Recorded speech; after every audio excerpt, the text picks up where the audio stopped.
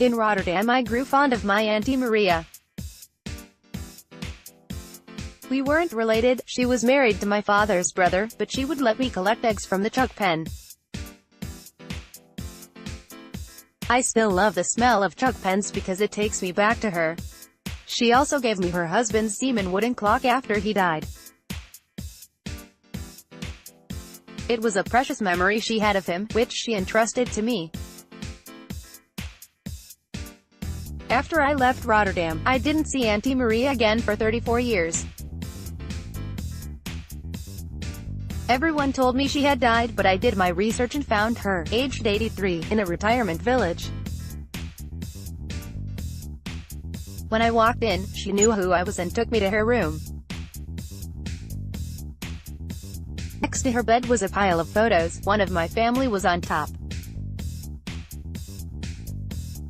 3 weeks later, she died. I felt she waited for me. I am very close to my sisters, Cornelia and Antonia. They took me out with their boyfriends on the weekends to the footy. They were protective and loving. I had my first girlfriend when I was barely 4. They lived next door to us in Rotterdam, and it was sad when we left to come to Australia. We went to kindergarten together and I met her again 34 years later. She was married with kids and had never forgotten me. The first time I saw girls in a different light was when I noticed Annette Funicello on the Mickey Mouse Club TV show when I was about 9. The show gave me the idea to do Young Talent Time. By the time I was 13, I really started to notice girls and was confident enough to get up at dances and sing songs. I had a band at 14 and left school around the same time. Music gives you a great advantage. Girls show interest just because of that. I had a celebrity crush on Doris Day. I loved her comedic movies.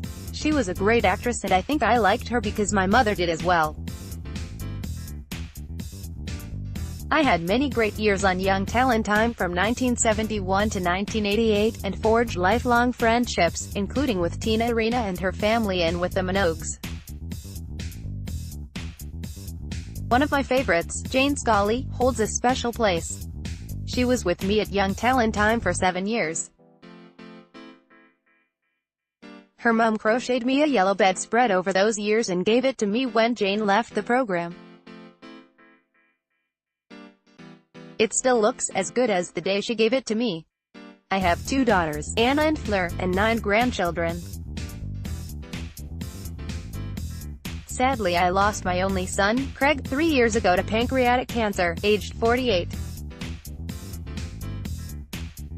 I was married to his mother, Jane. She was my childhood sweetheart and died from leukemia in her 20s. My daughters are from my second marriage to Kathy, which ended in 1995. I am a lot closer to the girls since Craig's death. Kathy and I were together for 20 years, and even though our relationship ran out of steam, we are still friends. I fell in love and married a 3rd time.